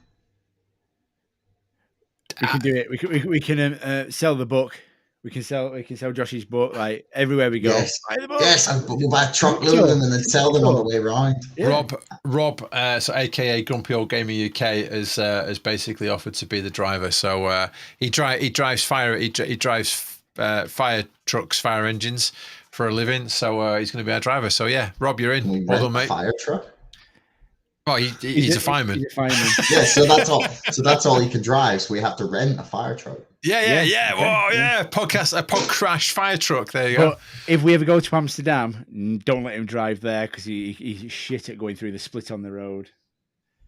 Rob will get that joke. No one's in any state to drive if you go to fucking Amsterdam. No, Rob was. Oh, that was a fun weekend, wasn't it, Rob? my stag do. Yeah, it's my stag do. I've got a great picture of Rob, and he just his face is crumpled because we were crying, laughing for that much. It was. Anyway, carry on. It was your stag do, actually. Yeah, it was. It was a 15 Elvises in Amsterdam. We all dressed as Elvis. Steve's on as well now, so yeah. My favorite moment of that entire weekend was when we missed the ferry because of the massive crash. Obviously, that is on the A64. Yeah. There was a fatality on the A64, which was that's not my favorite moment. Yeah, that wasn't good. And, that wasn't good. Thoughts with the family, but the motorway was like a car park. Everyone was out, nothing was moving, and a minibus full of Elvises managed to stop in the traffic. That's us, by the way. Yeah, next to a prison van, a prison transport van. Yeah. Fuck you. So we said to our driver, Vic, put Jailhouse Rock on as loud as you can get it. So there's like 12 Elvises rocking a prison van to Jailhouse Rock. There's a picture of us all dancing around the van, and they're banging on the window because they can hear the music, and they can see us dancing around. Filming us on their phones. They say they're loving it in the back, and we're all like dancing around to Jailhouse Rock. Oh, it's true. And that was one of the timid moments from that weekend, wasn't it, Carl? It really was, mate. Yeah, it really was. Anyway, we're going to finish on AMC. So the AMC have joined the Russell 1000. 8 million shares that need to be bought. They can't find them. No one's bought them. Standard bollocks and corruption. And that's it. Yeah. Indeed. Crime. So much crime. And just to finish off here, Melly's asking... anyone checking on that Anastas guy? Where has he gone? The guy that went and shorted AMC and went, come on, apes, do your worst. Yeah. And good for you. I went up 16% on Monday. So good stuff. And just to finish off, Vanguard. A little bit of positivity from Vanguard. It doesn't go, it goes quite far. So this is from Simulation at Tinfoil Hat Flex. Cool. Mutual fund ownership of AMC is 184%, with over 900 million shares. Wow, that's quite nice. 35% are on loan, 22% are shorted. Institutions own 36%, and retail owns 80+%, which is actually not true because we own 100%, because the CFO of AMC has confirmed that. Does that actually say that they own 184% of the company? No, it's AMC is 184% owned, just off the knowledge of what they have. Yeah. So that's what I mean. What? Yeah. Fuck you. This is fuck you. That's like all I have to say about this. Like, fuck you. No one can own 184% of anything. Like, can you imagine the outrage if we find out someone owned like 184% of a Liverpool Football Club? Like, can you imagine, like, and they still couldn't win the fucking league. Yeah, fuck you, man. We were Gerrard almost fucking like had it for us with Villa, and then they couldn't hold on. Are you a Scouts fan? Can I just say before Rob comments on the chat, Rob is a massive Man City fan. So I'm expecting. Shots fired, Sherry. Shots fired. Must be a real nice to be like an oil money club, like nice history. Oh, gosh, yeah. It's okay. I don't mind the Scouts now. I don't mind the Scouts. Yeah, I'll start on this one. Right, that's it. I think you'll never beat City, says Rob. Someday you'll see a full stadium, man. I promise. Like someday. I think Rob has 6 season tickets already. He does. He's basically 600% overinflated. He just sits around the stage. Yeah, can you imagine if they sold seats for 184% of Anfield? Exactly. Rob owns 180% of his seats. They'd be right. That's what fucking happened in the Champions League final. They oversold. That's literally what fucking happened. There was people turning up with like big versions of the fucking tickets. Like this is it's actually what fucking happened. And there was outrage. There was more outrage about that than there was about like the 140% shortage that they admitted. You've triggered Rob in the chat. Rob is triggered. So yeah. Anyway, there you go. He's going to drive his fire engine down to London tonight and just to like put his hose through your window. And this that'd be a job. If he does that, I will just applaud because I don't know how the fuck he's getting it in my window. But like, if he can park a truck somewhere where you can get it in, like, fair play. Man. And stick his knob through your window. That's a whole new revelation of elements. Yeah. Anyway, so look at Vanguard. Look at Vanguard saying, yeah, AMC 184% that we know. I mean, you know, the just to sort of finish on this, the whole overshorting, you know, has gone from 100%, 200%, 300%, 500%. You know, they think GME is over 9,000% overshorted. 9,000% overshorted. Yeah, ridiculous. I still think it was. No one know how many shares there are. Like, how does no one know this information? They know the shares, but they don't know how many. Yeah, somebody knows. You know how many shares are out there? I think someone knows. Do you really think someone knows? Yeah, I'm sure someone's got an idea of how much has been. They would become how much fuckery the famous person in the world if they were to leak this information. I know. If anyone is listening who has access to this, please fucking leak it. Yeah. You will be included in the preface of Josh's book. Yes, I will personally ensure that you're like inducted into the Rock and Roll Hall of Fame. That's what you deserve. Can I ask that we're included in your book as well? That'd be lovely. Thank you very much. Sure, I'm sure we can squeeze you in. Hey, Josh, you're a regular on the show. welcome to the Great Escape podcast. Yeah. I seriously, we're definitely having him back on because he's brilliant. Oh, he's brilliant. All right, you're definitely coming back on. So we're gonna wrap it up there because we are literally 46 minutes and 58 seconds over where we need to be. So you need to go away and visit this gentleman here. So this is Josh. He owns The Gist, thegist.co.uk. He has a YouTube channel, which is brilliant, by the way. You should definitely go on there. So if you put The Gist in YouTube, you will get Josh's channel because I tried it. But it's youtube.com/c/The Gist. And if nothing else, go on to his Twitter channel, which is @give_me_the gist. And you will get everything you need. And buy his book because it looks really good. Yeah. All these will be in our Twitter. They'll all be, if you're in it, you're on it. They'll all be included in our Twitter and Facebook. And what else do we on call? Spotify and everything. They'll all be on everything. So also, Amazon, an endorsement for my book. There is swearing in the book. Like, I decided that, like, no, this is a good thing. I was like considering whether I was allowed to swear or whether I would like try and sanitize some of the content, and I was just like, fuck that. You just lose all of the you lose half the personality if I was to sanitize it. So exactly. It's like my editor said he was reading it, just laughing at some of the stuff because like I've included. It's mostly about the community themselves. And that's like because I've seen because the other two guys who wrote books about this, they just wrote about the 2 weeks in January, and they had like a couple of like people who made money on it involved in the book, and then like hedge fund people, and it was like a well told story, but they completely missed the point.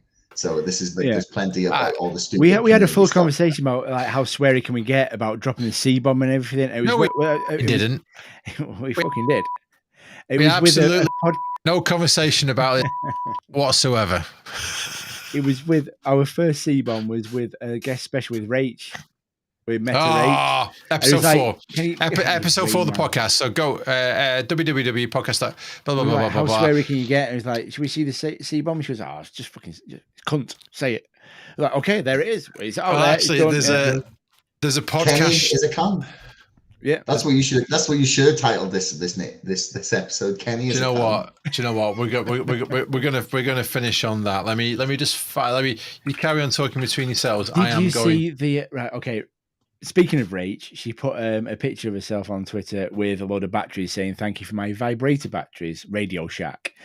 And then Radio Shack. God bless you, Rach. I love you. We need to get you back Radio on. Shack also did a tweet saying, "If you find a squirter, marry her."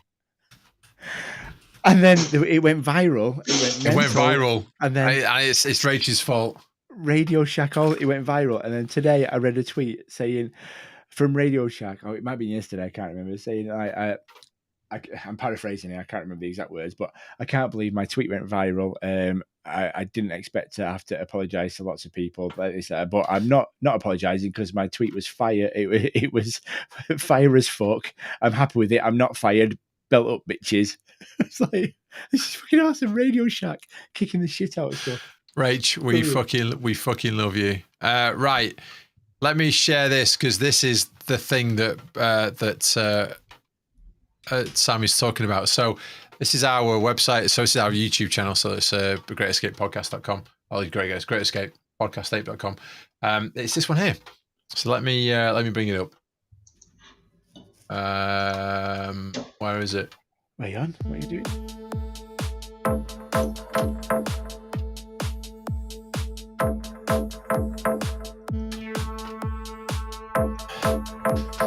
Welcome to the Great Escape.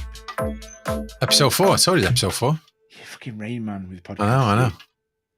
How about this?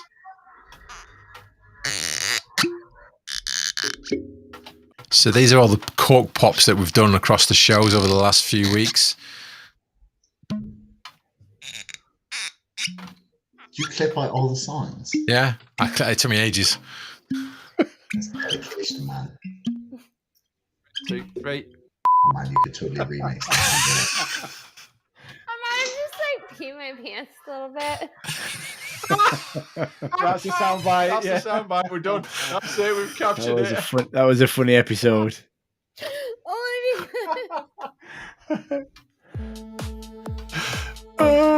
Rach is a great sport. Yeah. Rach is a really good sport. You want to get on.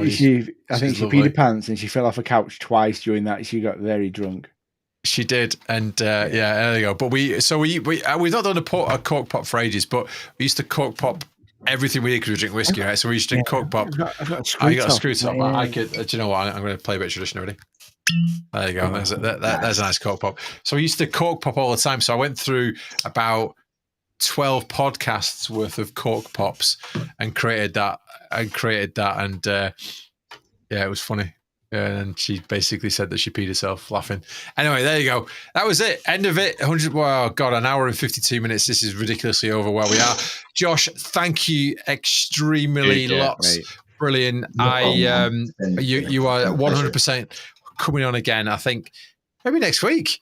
Maybe we get you on next week. Why not? I get you right because you've brought a slightly different insight to the podcast. Thank you, everyone on chat. Very angry side. Yeah. No, I mean, join your rants. We should have it, even if he doesn't come on the podcast. Open mics next week. Record us a rant and send it in, and we can have Josh's rants. Josh's rants. I'll send you a rant because next week I'm interviewing.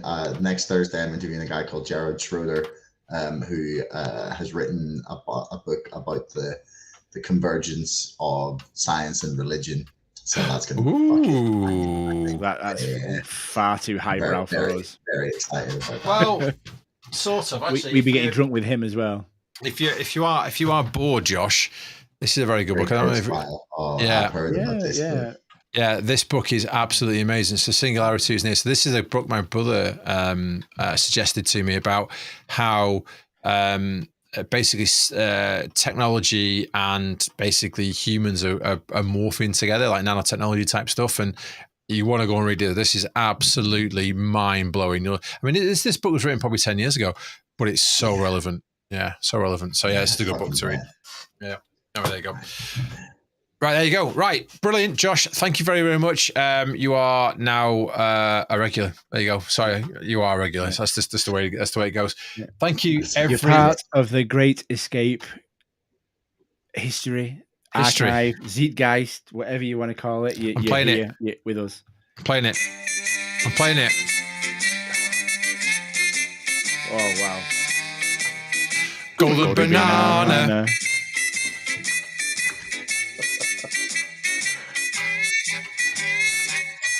Golden banana. I played this for ages, haven't we? Yeah, it doesn't happen often, Josh, but every now and again, you're in a Hall of Fame now. yeah, somebody receives the golden banana, and tonight it's for you. Oh, I feel so honored. Josh, you have got the golden banana.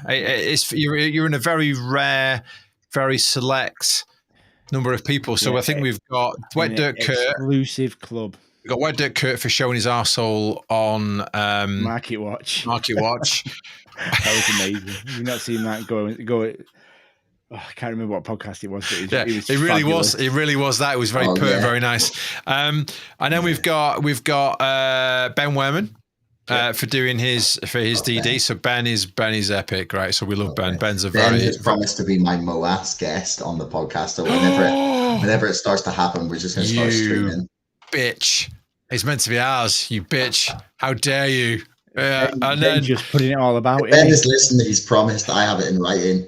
Like, I've got the receipts, man. I'll ruin you. We've not got that. Yeah, okay. Damn you, Ben. And then we've got Dave Lauer, who's on there. We've got Peter Arhan, who was on there as well. So anyway, there you go. You've made it to an exclusive club. Congratulations. Right, Josh. Thank you very much for joining. Thank you, Josh's guest, for joining the stream as well. It was really good of you. Thank you very much. It was it's great to interact with you. Hope you enjoyed it, guys. Yeah, and we're back again next Thursday. So. I'd like to have Josh back on next Thursday. That'd be nice, wouldn't it? Yeah, like I said, I'm already pre-booked for the podcast. Yeah. I'm rammed with stuff to do because I'm away for a couple of weeks at festivals, and I need to have all the podcasts done before I leave. So, and you got a cool T-shirt as well. We talked about it earlier. You got a cool T-shirt on. So cool, Josh. Thank you very much. I'd be happy to come back on in the future, though. Yeah, man, totally. More than Josh, anytime. You are more than welcome. We can, because we're all in the same country. If we can't meet up and get a IRL. Then we need to sort that shit out. I'm sure we are.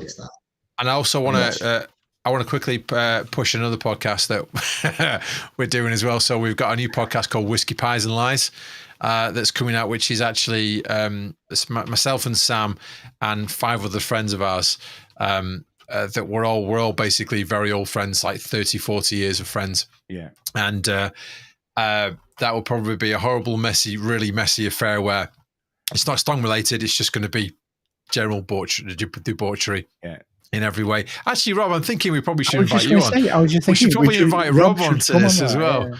Yeah. So, Rob, if you want to get involved with this, you can be the 8th member of the debauchery squad. And it's just basically getting drunk and just chatting shit. That's what we're going to do. So, Josh, you could be a guest on that if you wish as well. As our listenership flourishes, we will ask you to give us the topics of the week, and then we will discuss them. Basically, it's going to be an hour show. And literally, anything 2 topics, anything goes, and it'll just end up just talking shit for an hour, basically. Yeah, so that's pretty damn good to me. Awesome, Josh. Thank you. Listen, thank you very much for coming on. Josh can come on that one as well. He can be our. Of course, he can. Yeah, you can be. Right, we're wrapping up because we can't do 2 hours because that would be sacrilege. So, Josh, thank you very much. Thank you very much for everything. Go and visit Josh's website. It's thegist.co.uk. Go on there, have a look, and go and visit his YouTube channel, which is on there as well. So youtube.com/c/thegist, and knock him up on Twitter. Really? Is that not the term? Is that not the vernacular? Knock me up. Come on, knock Josh up on Twitter. Thank you very much. That is it. I'm going to play some music, and we're going to. Unedited as it is, this is how we are, and we'll say laters. Goodbye. Thank you very much. Bye bye.